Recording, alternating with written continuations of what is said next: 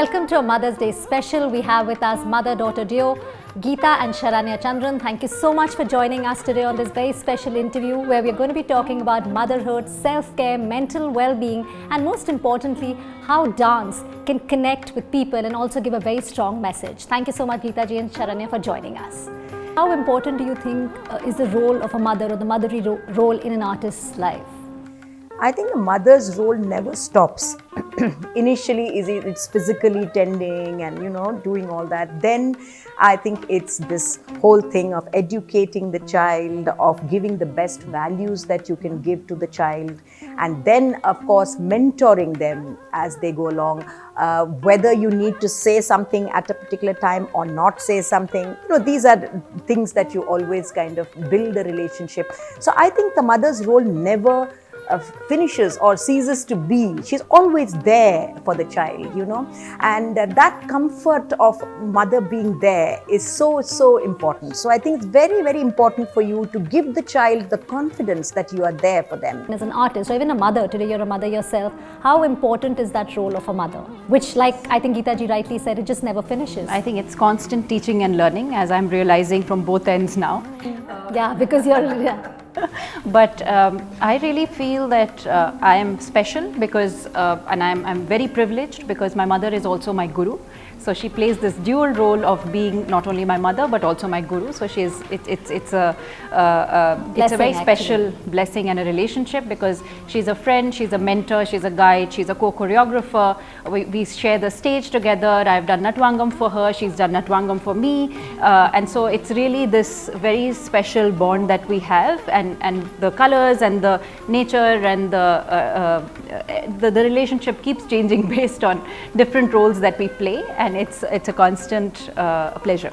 How do you look at it? Of course, your child is 3, is little young, but what all do you see that, when you come to your mothering your child, what would you take from your mother? Yeah, I think the general discipline and just keeping to time and having ek shraddha honi chahiye, just having that kind of respect in general for everyone and the family, your peers, everything around you, just having that bit of the values that we always hold very dear to us. I think that's what I will try, and I'm trying very hard. I think the gender thing is very important. I didn't have a son, so when she had a son, the first thing I said is, now I have a challenge in front of me, because I always believe that the mothers of male children have a great responsibility. Greater, yeah. Very, very great responsibility, because I think the women have moved much faster than the men, and the evolution and the sensitivity that is required, and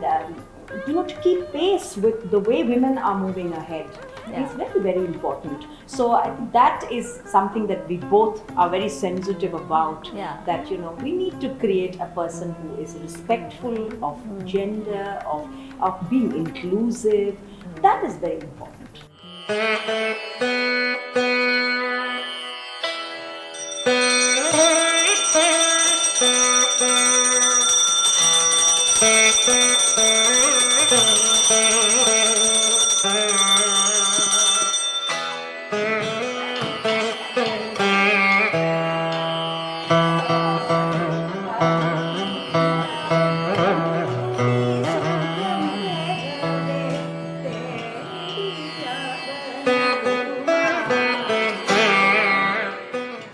You have done a lot of performances when it comes to social issues.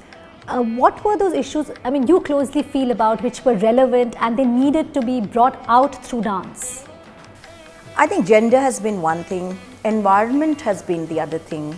I've handled stigma through dance. I've also recently done, not recently, maybe three years back, something from Jaina philosophy which talks about multiple realities. Anekanta was one of the philosophies in Jaina philosophy where they say that there are multiple truths and it's never absolute, nothing is absolute. So with time we change, our perspective changes. So I think we need to be much more, as I said, inclusive.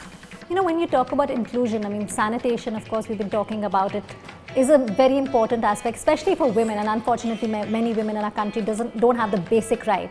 So you've spoken about a lot about that everyone has a right to a clean toilet, but the person coming after you also has right to a clean toilet. It's a constructive right and duty. Can you tell us about this initiative which you started in 2018? This was after traveling so much, the length and breadth of the country, and also traveling outside to other countries. One realized that we don't teach our children to use toilets. They might be from very privileged backgrounds, but they still don't know how to leave a toilet once you come out, and that the next person coming also, as I said, has the right to a clean toilet.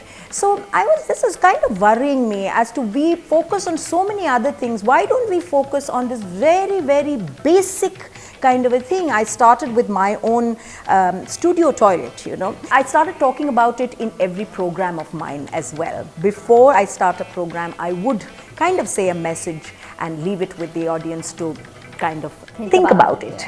Yeah. True, actually, that does make you think, because you think having a toilet, but what about the next person? Geeta ji, when we talk about gender bias, again, we did speak about women's health, sanitation, but menstruation is still a taboo in our country. Don't you think like there's a mix in some parts of our country? You really, you're celebrating menstruation, whereas in some places women are ostracized because they are menstruating. Yes, of course. I come from Kerala, and I remember in my ancestral home there was a separate room for the women who would be having their periods, and the food used to be tossed like that to them, and from there now my family has moved, and how. So, I think there is a generational shift, of course, and films are also helping. The Padman, I think, was a great film to really to talk about it openly. Talking about it, discussing, and schools, I think, have a very important role to play, where the teachers have a very important role to play, and I think they need to kind of pitch in much, much more. What would you like to tell the mothers of our country, that what are those little bit exercises, how could they take care of their mental well-being, or the journey of self-care? I think dance is not really only a performative art. The process of dance is so enriching. An activity like dance is catharsis for some people. It is an aesthetic experience for some others. It is linking with our culture for some others. It's a communication tool for some others. So I think it's so many dimensions. For some it's a great spiritual exercise. So dance has so many different windows through which you can reach the process of dance. So because of that, I think dance keeps you happy. And being happy is the first thing that you need to take care of yourself. And during the lockdown, I think what we learned is activities like dance was what was keeping us, stopping us from going on a downward spiral. Because we were physically active, we were moving. People were not moving. People had become couch potatoes, just sitting in a place and working. And they couldn't run, children were not going to school. So I think dance really kept them active, kept them focused, and because of that mind and body coordination, I think they were much healthier. A message for all the mothers out there, that how can they really take care of themselves, and also, prioritize their own health in this whole journey while being a great homemaker, a great person at work, in every aspect, but how can they really take care of themselves? I think 1 hour for yourself. This is the mantra. 1 hour of something that you love doing, and the family has to respect that time. I think time is the essence. You need to keep that some time for yourself, to either read, to go for a walk, whatever, to dance, to sing, to even listen to music and just sit in a corner, and do nothing. Nothing time, what we take for children. Me time. Nothing, me time, nothing time for mothers. I think that's very, very important. Thank you so much, Geeta ji. It was a pleasure speaking with you.